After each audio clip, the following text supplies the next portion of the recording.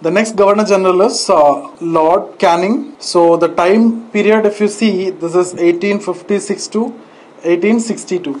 So till 1856 it was Lord Dalhousie. We have seen all things related to Dalhousie, and the most controversial was doctrine of lapse. Okay, and we have also discussed about annexation of Awadh. Especially these two culminated into the 1857 revolt. So basically the reasons for 1857 revolt, mostly it happened during Dalhousie period, doctrine of lapse, annexation of different states, then annexation of Awadh under misgovernance, which I've already seen in 1856, right?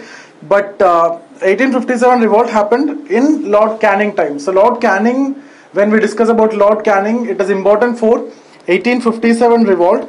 Then after that he became the first viceroy. All those things we'll discuss, okay? So what we will do is we'll start off with 1857 revolt. Now we are going to discuss about 1857 revolt. So if you look into the causes, you can see different types of cause, right? You will see military cause, right? You will see political cause, you will see economic cause, and you will see socio-religious cause, right? So you will classify the causes into 4 different types. So within military, what are the different causes? There are many other causes within military. So out of that, which one is most important, that you know already? Anyway, we'll discuss also the Greece-Carthage conspiracy. We will discuss that. Then what are the political cause? Doctrine of lapse, annexation of Awadh, etc. What are the economic cause? We have already discussed British policies led to deindustrialization. So then, and also different revenue settlements. We will discuss this. Socio-religious cause. There are some grievances for Muslims, some grievances for Hindus, what are they, etc. We'll see, okay? So the way I am going to discuss 1857 revolt is like this. I'll discuss about the causes first, then I'll discuss about important centers where the revolt took place, then we will discuss about the leaders who participated, right? Then we will discuss about why it was a failure, what are the causes, okay? Then obviously we need to discuss about the impact. Now when you discuss about impact, I will discuss this in 2 dimensions, or you will write it as short-term impact or the immediate impact which you have seen in terms of a Better Government Act, etc. Then the impact which we have seen later, okay? So later impact. So we'll start off with causes. Now if you see 1857 revolt, see there are many events happened during British time from 1757 to 1947, but this is one of the most important event. We consider it as most important event, and it is there in the hearts of millions and billions of Indian in terms of, you know, for many reasons. People consider it as first war of independence, okay? But anyway, whether we can consider this as first war of independence or not, we'll discuss. So let's start off with causes. Within that, the one which triggered the movement, will start off with military cause. What is the most important cause or the immediate cause? It was actually the Greece-Carthage conspiracy, right? So Greece. Now what is this conspiracy? See, Britishers introduced a new rifle, okay? Its name is Enfield. So they introduced a new rifle. Okay, obviously, if they are introduced a new rifle means they have replaced one, right? So you need to know the name of that also. Brown Bess. The new one is Enfield and the one which is replaced is Brown Bess, okay? So they introduced a new rifle, and now while making the cover of the cartridge, okay, they used the fat of cow and pig. Now you need to remove the cover of the cartridge when you need to insert it, right? And you need to remove it by using your mouth, okay? So it actually affected the religious sentiments of both Hindus and Muslims. And you already know, for Muslims, pig is the dirtiest animal, illegal animal which they consider haram, and cow is a holy animal for Hindus. So when you are using the fat of cow and pig means it is going to affect the religious sentiments of Muslims and Hindus. This issue is there any point of time in the history, right? Now and then, or any time if you take this, cow and pig is going to make issues, right? So that is what actually happened there. The new rifle which introduced is the Enfield, the one which is replaced is Brown Bess. When they made the cover of the cartridge, they used the fat of cow and pig, and that became the immediate cause of this revolt, okay? So that became the immediate cause of this revolt. Then there are many other resentments, okay? What are the various other resentments? It's like if you see postings abroad, okay? So in military they will post army men abroad. So the problem is in Hindus, see, if you are crossing sea, when you are posted abroad, you need to cross sea, okay? So if you are crossing sea, it means you are losing your caste. So mostly the people were Brahmins and Kshatriyas, the upper caste people were predominantly there in the army. So when they are crossing sea means they will lose their caste. And in India at that time, and any time, the identities are based on caste, religion, etc., right? So when you're losing the caste means it affected badly the upper caste people. So they don't want to go abroad, they don't want to lose their caste because you are losing your identity.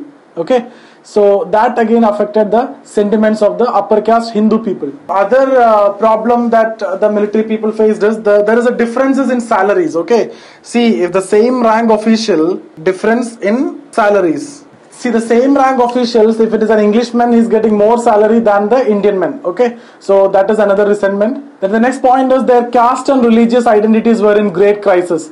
So what does this mean? See, if you see the caste identities or religious identities, Muslims used to have a beard face, right? So they are not allowed to have it. And if you see the Sikh, okay, they used to wear a turban, right? So there are restrictions on these things, right? So that's why they considered it's a threat to their religion or their religious identities. They were not allowed to carry their religious identities. So this also affected the sentiments of the people. Now next important point is they were regularly humiliated by the senior officials by calling suvar, nigger, etc. Suvar means actually pig. Nigger is a mispronounced word of negrito. Okay, so these are the various problems that they faced. So the most important one is obviously the one which triggered the movement is obviously the greased cartridge conspiracy. So that you will write first. Then you will write about other resentments. What are the other resentments? First point is posting abroad. Posting abroad means you are crossing the sea. That means you are losing the caste. That became a problem. Second point, your differences in salaries. The same rank officer, Indian and English, the different salaries. Okay. Third is your religious identities were in great crisis. Okay, so you felt it as a threat to your religious identity. Then you can talk about the regular humiliation that these people faced from the seniors, right? So these are the 5 points which I need to discuss under military cause. Now when you move on to political cause, 2 points I need to discuss here. Firstly, the most important one is doctrine of lapse. See, 2 political cause is basically associated with Lord Dalhousie that we have already covered, so I am not discussing here the details. We have already discussed the details. What is doctrine of lapse? If a king did not have a direct hire, okay, he cannot nominate the adopted son as a successor. Okay, so if you don't have a direct hire, he cannot nominate the adopted son as a successor. So that state will be annexed under British territory. If you don't have a direct hire, that state will be annexed under British territory. So this is one of the policy of basically to annex different state and to expand their territory, right? Now we have seen what are the different types of states which were annexed, right? And in which kind of states it is applicable. It is not applicable. Doctrine of lapse is not applicable to all the states, right? It was applicable to certain kinds of states, right? That we have seen. What are the states? See, first category that we have seen is the states which were either part of Mughals or Marathas or were paying tax to them, right? So these states were not annexed. Second category is the states which were either part of Mughals or Marathas or they are paying tax to them, right? So any of this, then such kind of state have to get the permission from the Governor General if they want to appoint, right, the adopted son as a successor, and mostly the permission will be granted. So we have seen that doctrine of lapse is applicable to those states which were created under British Charter, right? So all these discussions is already done, so I am not getting into the details. We have also seen the states which were annexed like Jhansi, Satara, Nagpur. So those states which were annexed under doctrine of lapse, they all participated in the revolt. That became one of the reasons for 1857 revolt. The second reason is annexation of Awadh. So doctrine of lapse is one of the political reason. That is the reason why most of the kings were participated. Jhansi Rani participated because she lost and her demand was basically to give back her kingdom, right? So it was the case with most of the leaders. Okay, so then we have seen annexation of Awadh. Annexation of Awadh in 1856. So we have seen that in detail, and that is the reason why Begum Hazrat Mahal is participating in the revolt, right? So her demand is basically to appoint her minor son Birjis Qadir to be the next Nawab of Awadh. Okay, what are the economic causes? Economic causes basically Charter Act of 1813, okay, that we have discussed. Charter Act of 1813 and Charter Act of 1833 put together led to deindustrialization in India. Okay, you know how it led to deindustrialization. What are the provision of this, right? So in 1813, the most important provision is monopoly of East India Company ended, except in 2 items, that is trade in tea products and trade with China. Okay, except in these 2, their monopoly ended. That means any other company can come and establish trade in India. They can establish their business in India, right? So what happened is Indian industries were not able to survive, or they were not able to compete with the foreign industries and their products. right? So that led to deindustrialization in India. So, and 1833, that two exceptions were also gone, right? Now any company can come and trade with India, no restriction, nothing. So basically these two led to deindustrialization in India. Most important impact of 1813 Charter Act and 1833 Charter Act put together is the deindustrialization of India. Okay, so that is one of the reasons many people lost their job. Indian artisans lost their job and they had no other option but to go to agriculture. So in agriculture earlier people were working, now more and more people are working. That led to disguised unemployment, or you can say unemployment. Many people are there. It led to the decrease in productivity of agriculture, and that is the reason why even now also more than 60% of the people are depending on agriculture. Basically we don't have a good industrial growth, right? Then the second point is the high rate of taxation. Okay, the high rate of taxation for the peasants. The peasants are supposed to pay very high rate of taxation, whether it is permanent settlement, Malwari settlement or Yotwari settlement. The tax which is fixed by the government in itself is very high. If it is in permanent settlement areas, Zamindar's exploitation is there along with the tax, okay? But the economic cause, when you discuss, you generally talk about this high rate of taxation. Now, if you want to connect annexation of Awadh into economic cause, you can put in this way. Most of the people in Awadh were farmers, and most of their sons will be in military, right? So they are in army. So what happened is the moment Awadh was annexed, Awadh come under permanent settlement. That means you need to pay more revenue. Earlier, you are paying some revenue to the Nawab. Okay, obviously you will be getting a lot of facilities from the Nawab. But when you are paying this revenue to the British, you are not getting any facility. You are exploited by the Zamindar and you are paying more and more tax, right?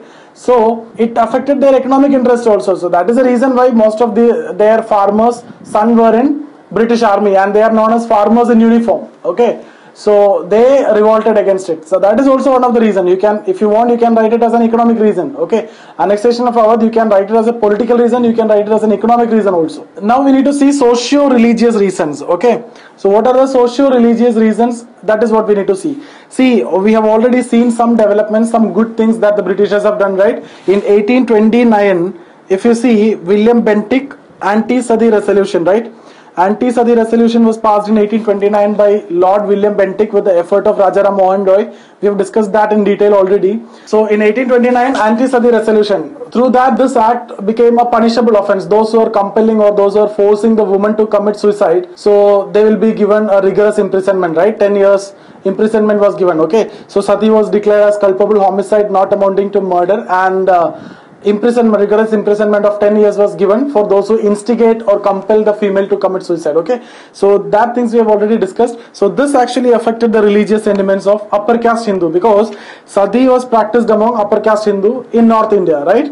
So it was affected the upper caste Hindus' sentiments. Second thing that you have seen is in 1856, Widow Remarriage Act was passed by Dalhousie. Another important reason. Okay, so what happened is all these developments they have seen with a great suspicion. They thought that the Britishers are unnecessarily interfering in the religion, in their religion. Okay, so they want to stop it. So these religious people also started fighting against British. So that also culminated into 1857 revolt. So all those developments that happened from 1757 to 1856 culminated into 1857 revolt. So these are the reasons. Socio-religious reason, if you see from Muslim side, one reason which I want to discuss is in 1837, Persian, till 1837 Persian was the official language.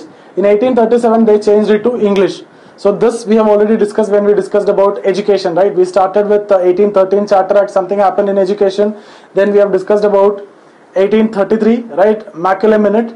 Then we have discussed about 1837. Then we have discussed about 1854. Now after this we will be discussing about 1882 Hundar Commission. Okay, so these are the milestones in education. So 1837 I have already told you. Till then Persian was the official language. If it was Persian, Muslims were in the most important positions. Okay, the most important government positions were held by the Muslims. But now it was changed to English. That means Muslims are very weak, or at the lower level when it comes to English. They have not much knowledge. So they lost their significance, right? So earlier in the military, in judiciary, everywhere Muslims were there, but now they started losing their important roles. So Muslims thought that once the Britishers are going back, the English will be again replaced with Persian as the official language, so they will get all their privileges and everything, right? So Muslims also participated in this revolt for this reason. So obviously the elite Muslims were participated, because the elite Muslims were actually losing their privileges, right? So here, what all things we have discussed? Military cause we have discussed. What are they? We started with Greece Carthage conspiracy. Then I told you postings abroad. Then I told you differences in salaries. Then I told you the regular humiliation that they are facing. Then I told you their religious identities were in great crisis, right? Then we have discussed about political cause, annexation of Awadh and doctrine of lapse. Okay. Then we have discussed about economic cause, that is nothing but high rate of taxation and deindustrialization. Then we have also discussed about annexation of Awadh as an economic cause also.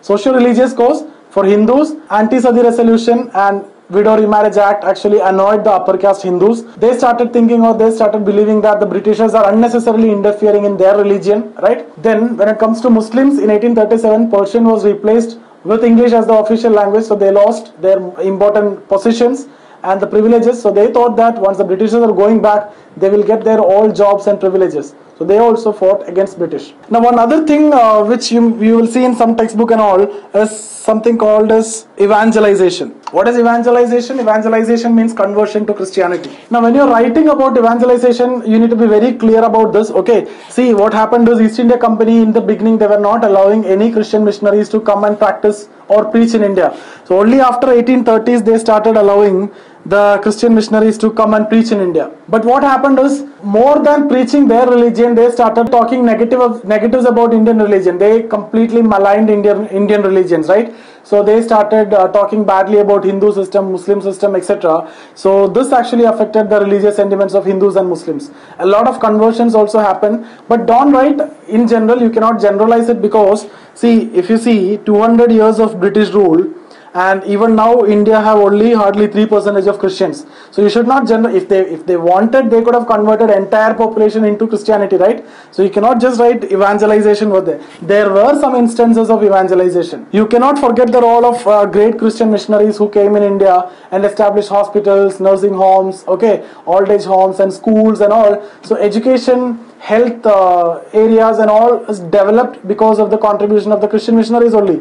You cannot neglect or you cannot ignore their contribution. So you cannot actually generalize evangelization. You can say there were some instances of evangelization, but even then you can be very specific where they have gone. Mostly if you see the Christian missionaries, they have gone to central part of India, they have gone to northeastern part of India. If you see the presence of Christians now, even now also it is in this northeastern part predominantly, right? Because of the impact of Christians. So why they have gone these areas? Because at that time nobody was caring these people, right? These are tribal areas, these are forest jungle areas.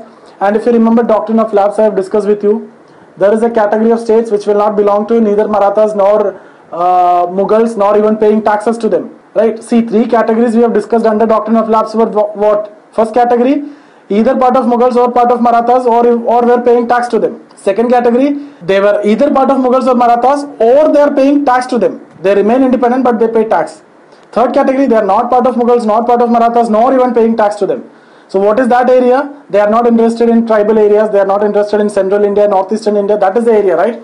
So neither Mughals were interested, nor Marathas were interested, nobody was interested. So Christian missionaries went there, they started giving medicines, food, etc. They started preaching the good messages of Jesus Christ. So obviously those people converted to Christianity. One more point which you need to remember is, those people were not Hindus, they were not Muslims. In fact, they were not practiced any organized religion. They practiced something like totemic religion and all, right? So conversion to Christianity, there is nothing problematic over there. So you cannot even say it is evangelization, right? So this point you need to be very, very careful when you're writing. You can write, there were some instances of evangelization which annoyed the Hindus and Muslims, which also resulted into 1857 revolt. One of the cause, not most important, okay, not least important also. Okay, so evangelization is there in some areas. So quickly, what all things we have discussed? Military cause, first one, Greece Carthage conspiracy, posting abroad, differences in salaries, religious identities were in great crisis, and you are regularly humiliated by calling sewer pig, nigger, etc. Right? Second, political cause, annexation of Awadh and doctrine of lapse. So through doctrine of lapse also you have annexed a few states. Okay, the detailed discussion regarding annexation of Awadh and doctrine of lapse we have already done in that area, right, under that particular Governor General Dalhousie, right? Then after that, economic causes, deindustrialization through 1813 and 1833 Charter Act, or impact of 1813 and 1833 Charter Act. Then the high rate of taxation or the high rate of tax which was paid by the peasants or the exploitation of peasants. So, and the last one, upper caste Hindus were annoyed because of Anti-Sati resolution, Widow Remarriage Act, etc. And Muslims were annoyed because Persian was replaced with English as the official language, and some instances of evangelization annoyed again both Muslims and Hindus. So why military people participated? For them they have different reason. Why political class participated? They have different reason. Annexation of Awadh, that's why Hazrat Mahal and Jhansi Rani, doctrine of lapse, etc. Right? Why peasants participated? High rate of taxation. Why artisans participated? Deindustrialization, they lost their job. Why upper caste Hindus? Because it affected their religious, various policies affected their religious sentiments. Why upper caste or elite Ashraf? Okay, Muslims again three categories: Ashraf, Ajlaf and Arzal, right? Ashraf Muslims participated because they lost their job once Persian was replaced with English as the official language. Okay, then there were some instances of evangelization. These are the causes. Now with this you can answer any question from the course. Okay, now we will look into important centers and leaders. Okay, now who triggered the movement? The person who is associated with 1857 revolt, or the person who triggered the movement, Mangal Pandey, on 29th March 1857, right, where at Barakpur in Bengal, okay, near Calcutta. Okay, so Mangal Pandey is the person who triggered the movement on 29th March 1857, Barakpur near Calcutta. He was a soldier of 34 Native Infantry Bengal Army. He is from Awadh, he is from upper caste. Now you can relate two reasons here. He is from Awadh, so one reason we can discuss is annexation of Awadh. So the Nawab of Awadh was accused of misgovernance, but in fact he was one of the good king or good Nawab. So some sentiments, emotional attachments and emotional sentiments were there with all the people from Awadh, because they thought that their ruler was good and he was accused of misgovernance. That was not in fact true. Okay, so this thought is there in the minds of all the people in Awadh. So that sentiment might have worked out. Or you can see another reason, economic reason if you want to, apart from this emotional reason. When the moment Awadh is annexed, Awadh is coming under permanent settlement, right? So when you are coming under permanent settlement, you are under the control of zamindars and you need to pay high rate of tax. Earlier Nawab used to charge you lower rate, so now you need to pay higher tax without any benefits, okay, and also zamindars will be exploited. So all these things will come. Now he is from Awadh. His father may be a farmer, so all these things will be related to it, right? Now he is also from upper caste, so the Greece-Carthage conspiracy is also applicable. So whatever it is, we don't want to look into all those things. So just for curiosity or just for your interest purpose or for understanding, I just told you he is from Awadh, so you can connect it to something which is related to Awadh. He is from upper caste, so you can connect it to the reason which is related to upper caste, either the Greece-Carthage conspiracy or postings abroad or whatever it is, right? So the other points which I want to tell you is he is the person who triggered the movement on 29th March in Barakpur. Okay. Now the soldiers of Meerut actually started it in an organized manner. Okay. So soldiers of Meerut actually started this in an organized manner.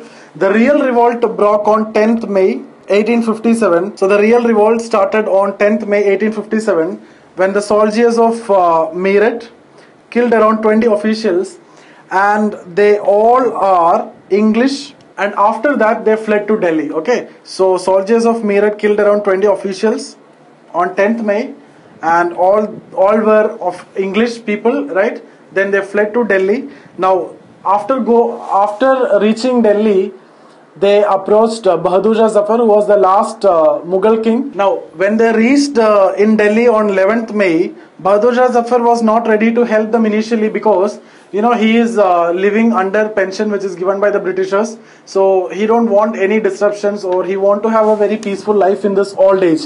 But what happened is these people were able to convince the queen, or the wife of Bahadur Shah Zafar, Begum Zeenat Mahal. So the soldiers were able to convince Begum Zeenat Mahal, and Begum Zeenat Mahal convinced Bahadur Shah Zafar to go for the revolt. So the person who started revolt from Delhi, or the person who led the revolt from Delhi, if you need to see, Bahadur Shah Zafar. Actually he was a force leader, okay, he had no other option but to fight. Okay, so Bahadur Shah Zafar, Begum Zeenat Mahal, so these two were the most important leaders. The person who led the battle from Delhi side or from the Mughal side is General Bakht Khan, or popularly known as General Bakht Khan, or in general Bakhtawar Khan. Okay, Bakhtawar Khan. So these are points which you need to keep in mind. 10th May, very important date. Okay, so on 10th May, the soldiers of Meerut killed around 20 officials and they fled to Delhi. 11th May they reached there. They met Bahadur Shah Zafar. Initially he was reluctant, but then they were able to convince Begum Zeenat Mahal, and later Zeenat Mahal convinced Bahadur Shah Zafar to go for a battle against British. So 1857 revolt from Delhi. Who led the movement? Begum Zeenat Mahal, Bahadur Shah Zafar and Bakhtawar Khan, popularly known as General Bakht Khan. So 3 people from Delhi. Now Bareilly, the person who led the movement. Bareilly is a famous place in UP. So the person who led the movement is Khan Bahadur Khan. Khan Bahadur Khan. In Jhansi, everybody know Rani Lakshmi Bai. In Kanpur, what about Kanpur? Nana Sahib, and he was the adopted son of Baji Rao II. So we have discussed about Baji Rao II in detail, and we have also discussed how the adopted son of Baji Rao II, that is Nana Sahib, got a Kanpur address, because the Baji Rao II was a Maratha king. After the Anglo-Maratha war, he was sent to Bitur, a place near Kanpur. So Nana Sahib was fighting from Kanpur. Okay, so from Kanpur, Nana Sahib, and along with him his accountant Tantia Topi and Azimullah Khan. So these are 3 people who led the battle from Kanpur. So Delhi, Bahadur Shah Zafar, Begum Zeenat Mahal, Khan, Bakhtawar Khan, okay, or popularly known as General Bakht Khan. Bareilly, Khan Bahadur Khan. Jhansi, Rani Lakshmi Bai. In Kanpur, Nana Sahib, Tantia Topi, Azimullah Khan. Okay, so I already told you, we can see a lot of Muslim people who are participating in the revolt, and most of the elite class Muslims were participating. You know the reason, right? Then Awadh, you already understood that annexation of Awadh in 1856 by Dalhousie under misgovernance. Okay, so the last Nawab of Awadh was Wajid Ali Shah. Okay, now his mother Begum Hazrat Mahal led this rebellion from Awadh, and her demand is basically to appoint her minor son Burjis Khader as the next Nawab. Okay, so Awadh, if you see, the last Nawab was Wajid Ali Shah. So under the context of misgovernance, Awadh was annexed under British territory. So Begum Hazrat Mahal led the movement from Awadh. Okay, and her demand is basically to appoint Burjis Khader to be the next Nawab. Next is Faizabad. It is a famous place in eastern UP. Okay, now the famous city Ayodhya is located in Faizabad. Now here the movement was led by Maulavi Ahmadullah. You can see a lot of Maulavis and Maulanas in 1857 revolt. You know the reason, right? Now Bihar, one of the famous person, Kunwar Singh, or popularly known as Veer Kunwar Singh, right? He is from Arra, a place in Bihar. Okay, so Kunwar Singh, he is actually a Zamindar, and he is very famous for, in 1857 revolt, he fought this battle even though he lost one of his hand. Okay, now the speciality of Kunwar Singh is basically he's a Zamindar. Generally Zamindars did not participate in this revolt. He is an exception. So we'll see when it comes to who participated, who did not participate, etc. So then also we'll discuss about this Kunwar Singh. Next is Patna. Patna, it is Maulvi Pir Ali. See, it is basically, if you see, many Muslims were there. So parallelly at that time there is something called as Wahhabi movement was going on. Okay, so if you see in history, in fact, Wahhabi movement is much more organized than 1857 revolt. We'll come to that when we discuss about failures and all. Okay, so actually Maulvi Pir Ali, Maulvi Ahmadullah, etc. were the Wahhabi leaders. So they actively participated in 1857 revolt also, and they were better armed and better equipped, Wahhabi leaders, because that movement which is going on. Okay, what is Wahhabi movement, what is Aligarh movement, everything will be covered in social religious reform movements. Okay, so what we have done till now, we have seen causes, we have seen centers, and we have seen the important leaders, right? Now what we need to see is the reasons for failure. Okay, now when you write any answer in history, you need to prioritize. Okay, if there are more points, you need to prioritize. For example, when we discussed about military cause, I told you the most important cause is what you need to write first. Similarly, when you're discussing about cause of failure, you can write n number of causes, but we need to prioritize, we need to write the most important cause first, right? So if that is the case, the most important cause for failure is the revolt was not organized. Not organized. See, I already told you the revolt was started on 10th May by soldiers of Meerut, but it was actually planned on 30th May, okay, by all the soldiers but immediately on 10th May itself, soldiers of Meerut started the revolt. That means the other cantonments was not ready physically or mentally or in any way, right? So what actually happened is only soldiers of Meerut participated. If you see complete east not participated, west they did not participated, and south they did not participated. If it was on 30th May, all these people could have participated, so it would have been very difficult for the British to suppress. But here, when only soldiers of Meerut participated, the Britishers can use army from east, west and south to suppress them. And that's what exactly happened, right? So the first and most important point that you need to discuss under failure is it was not organized. Second, it was not all India. I mean to say, not all the groups are participated. Otherwise, when I say it was not all India, you may relate it to the previous point which I have told, right? Not East India, not West India, not South India. Not. I mean to say, here all the classes or all the different classes are not participated. What are the different classes? If you see, the classes are like artisans, or you see peasants, okay, or you see the kings, or you see zamindars, or you see religious leaders, or you see middle class. This is the typical situation at that time. These are the different classes, right? So if you see here, if you need to see who participated, who did not participated, okay, so artisans participated. Why? Because deindustrialization led to the life of artisans become very tough, okay. So deindustrialization made the life of artisans very tough. So artisans participated. What about peasants? They also participated because of high rate of taxation. Now kings, so here there are two types of kings. Those kings who lost their the territory, and those kings who are still continuing with their territory, right? So those kings who lost their territory participated and others did not participated. Not only they did not participated, they are in support of English. In fact, they were supporting the English to suppress this revolt, okay. So they wanted to appease the British, so they supported the British. Now zamindars, they did not participated, obviously. Exception that you have seen is conversing. Religious leaders, they participated. You know the reason. Muslim leaders, they participated. We have seen a lot of Maulvis and Maulanas. Hindu upper caste people also participated. Mangal Pandey himself is an upper caste Hindu, right? Then what about middle class? They remained neutral. They did not they neither supported English. They did not supported the revolt also, okay. So they were not sure about the outcome. So they thought if the revolt is in favor of Indians, if it is in favor of British, then they are supporting those revolt, then also it will be affecting them, right? So strategically they remain neutral. They were not supporting English, they were not supporting the revolt also. So they remained neutral because they were very uncertain about the outcome of the revolt, okay. So they took a stand that they will remain neutral. So these are the participation if you need to see. So the thing is, not all the kings participated, zamindars did not participated, middle class, these were the participation. One more group, moneylenders also supporting English, or they were not participated because they also got a lot of advantage, right? So moneylenders were supporting English, zamindars were supporting English, the rulers who are continuing with their kingdom, the kings, they also supporting British.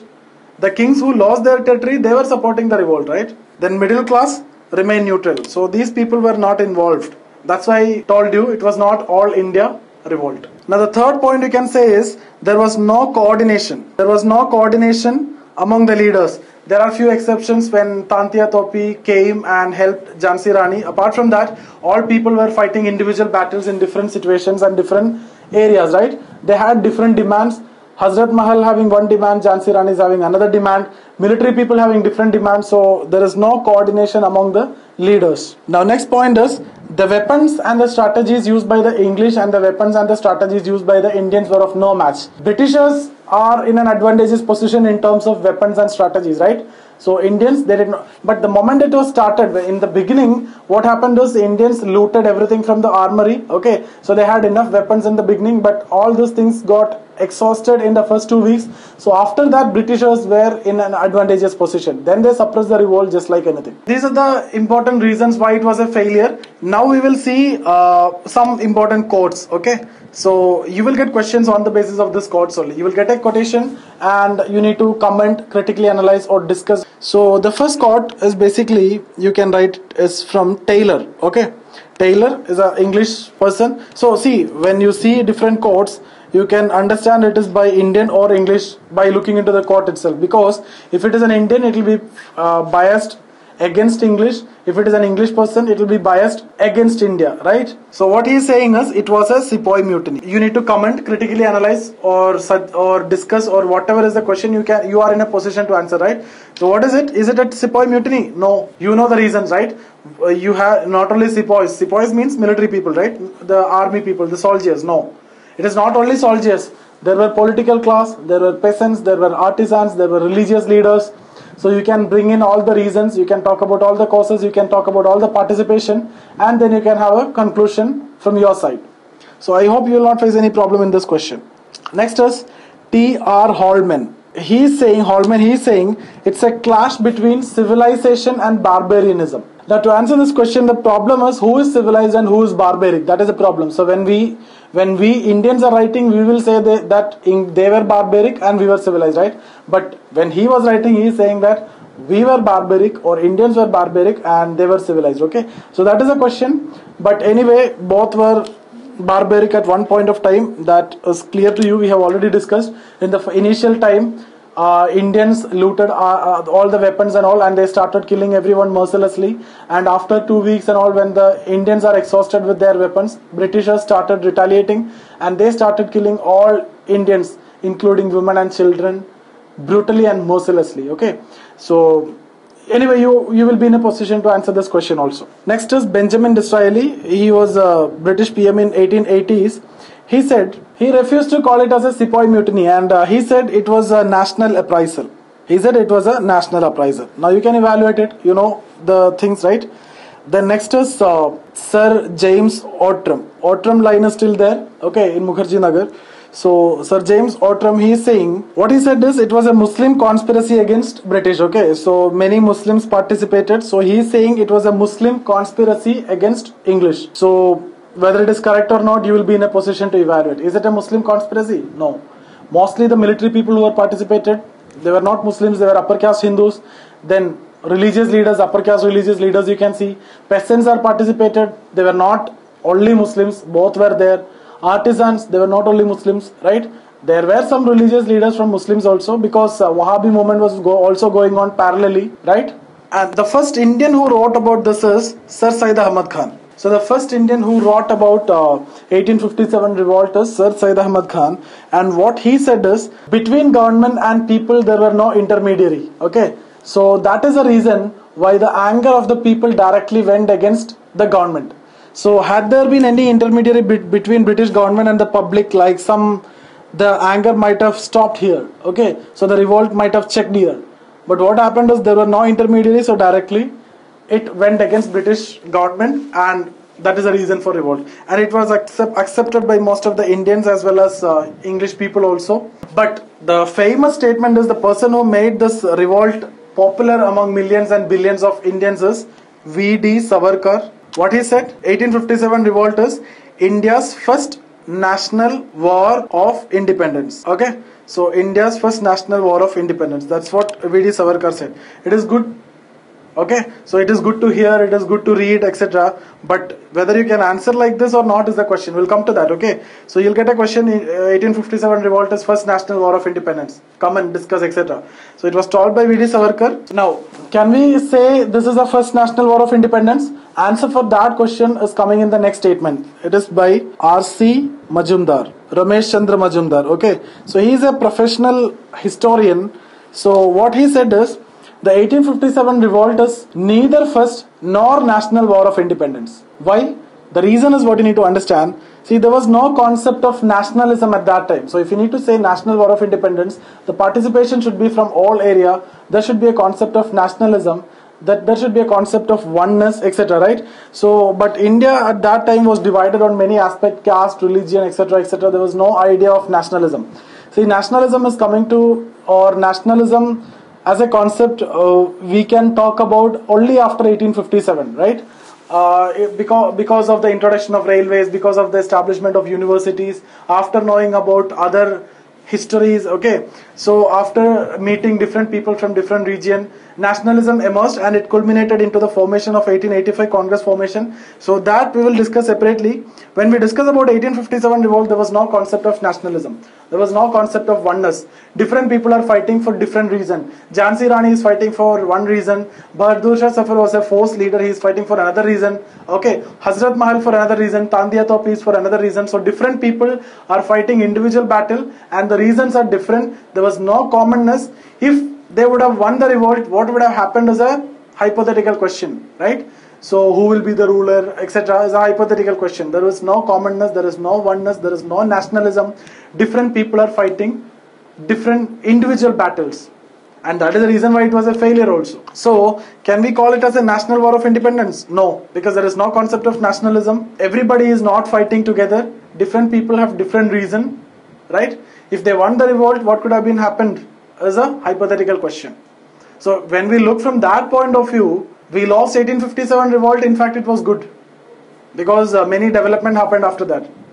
Okay, now let's understand the impact, okay, or outcome. So when we discuss about the impact, we'll talk about immediate impact or immediate outcome and the changes or outcome which was found later. Okay, so when we discuss about this immediate and the outcomes or impact which was found later. Okay, so what is the immediate outcome? An act for better government was passed. Okay, so after the revolt in 1858, an act for better government was passed. So in 1858, after the revolt of 1857, an act for better governance in India was passed. So let's see what are the provisions of this act. So the first and most important point is establishment of Crown's rule in India. Establishment of Crown's rule in India. Okay, so what does this mean? Till then, till 1857, it was East India Company who was controlling India, right?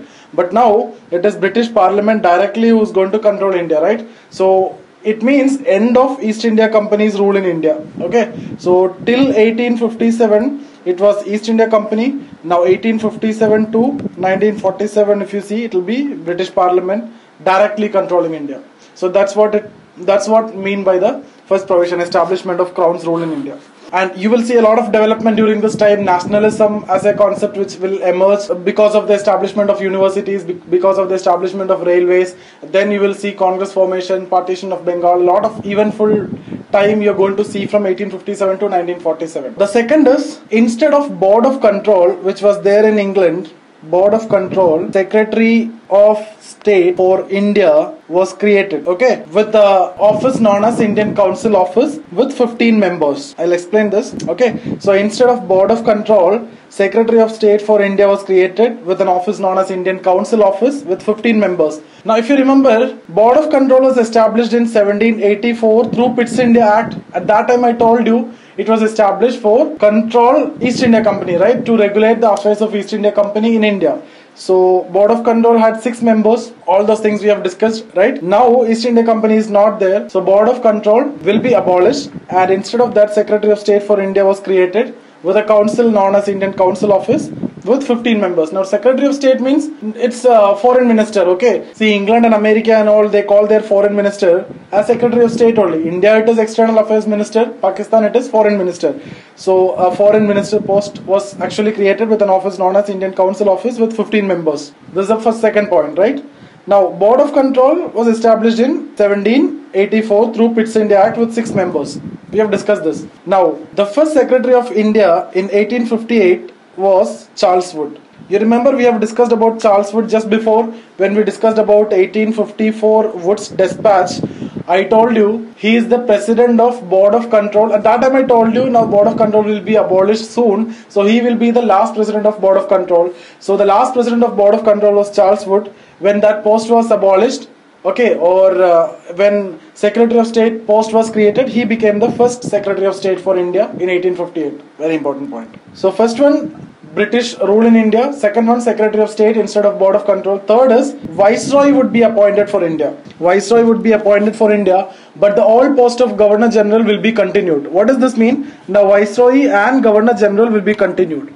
Both posts will be there. Now, so who is the first Viceroy? First Viceroy is the Governor General at that time, that was Lord Canning. So Viceroy would be appointed the post of Governor General will be continued and both will be the same person. Okay. Now see, when this post of Governor General of Bengal was created, 1773. The first person who became the Governor General of Bengal was Warren Hastings.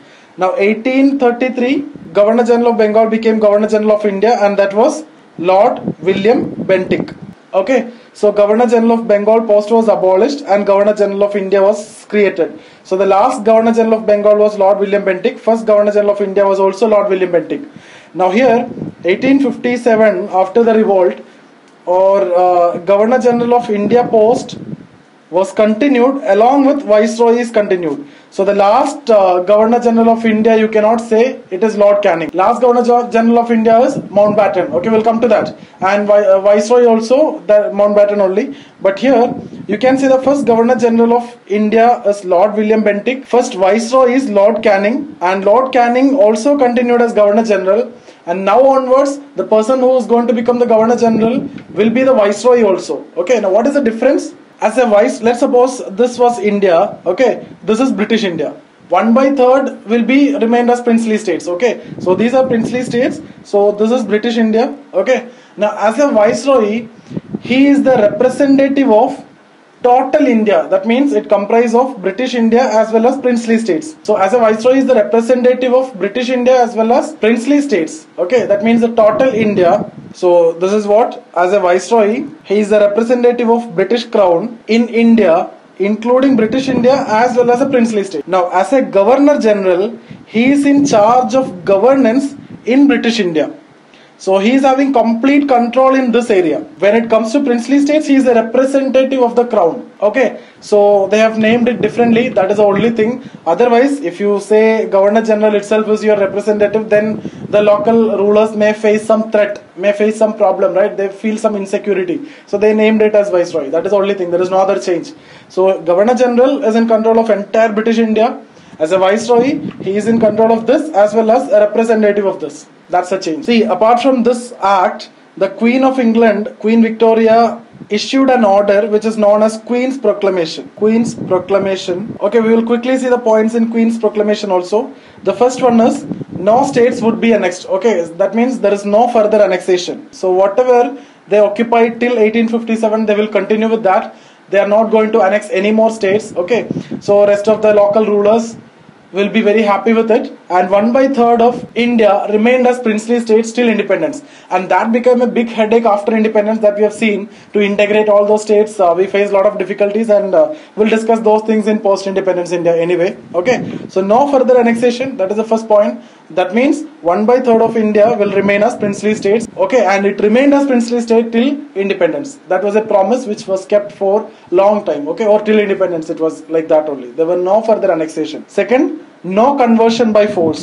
No conversion by force. Okay, now the third is, no discrimination would be made in the recruitment of army service. No discrimination would be made in the recruitment of army service. Okay, so no discrimination would be made in the recruitment of army services. So now lower class, middle class, etc. are happy, they can come to the army. Okay, so no annexations, no conversion, no discrimination. So Better Government Act was passed in 1858. We have seen 3 points.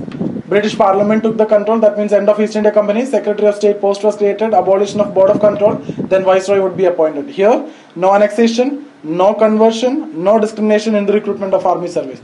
Now in 1833 Charter Act, you have already seen no discrimination would be made in the recruitment of civil services on the basis of sex, color, creed, place of birth, etc. Right? So after that, Indians started entering to civil services. That was under Lord William Bentinck. Now this is under Lord Canning. So these are the proclamations or the order issued by the Queen, okay, which is popularly known as Queen's Proclamation. Queen's Proclamation was welcomed very happily by all local rulers, and you can see later in 1877 when a Delhi Darbar was conducted, they conducted this Delhi Darbar to appease the Queen Victoria. Okay, so we are going to discuss that in Lord Lytton's time. The long-term impact, if you need to discuss, they started doing some corrective measures. Okay, so they have realized that they face some problem in 1857. So if you face such kind of threat again, they may not be able to survive in India. In 1857, luckily they were able to survive because there were no uniformity, nothing was among the Indians. But had there been any uniformity or any proper leader or any proper communication, Britishers would have been gone in 1857. So they realized the fact and they made some corrective measures. Firstly, they realized that touching religion will create problems. So they are not going to do anything related to religion, right? They have done a lot of good measures like Anti-Sati Resolution, ban on female infanticide, ban on human sacrifice, Widow Remarriage Act 1856, etc.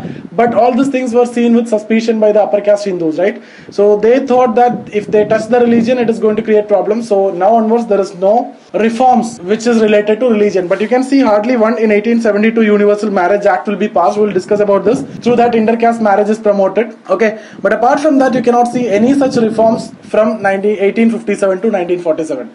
And this task is left out to our constitutional makers, and we have done such developments only after independence. Okay, we'll do that. Okay. Now, other thing which they done is they started appeasing some sections of the society. Okay, so they started appeasing Hindus after 1857 revolt, because mostly the participants were Muslims. If you see Maulvi Ahmadullah, Maulvi Pir Ali, Khan Bahadur Khan, etc. So Muslims, and some people were talking it as Muslim conspiracy against British, and Wahhabis were very active also, right? Okay, so where Wahhabi leaders were actively participating with arms, weapons, etc. We have discussed all these things. So they started appeasing Hindus, they started giving important posts and positions and privileges to Hindus. But this is, see, in history they change the strategy all the time. If you see in 1905 Bengal partition, most of the people who participated in the Swadeshi movement were Hindus. So they changed their strategy. So after Bengal division, or after Swadeshi movement, or after 1905 onwards, they started appeasing Muslims and they started taking Hindus as their enemy. So from 1857 onwards, they started appeasing Hindus and they started taking Muslims literally as their enemy, right? Then other change that they did is they changed their army strategically. See, till then maybe the ratios like 1:5 to 1:8. One foreign soldier, one English soldier, 5 Indian, or 8 Indians.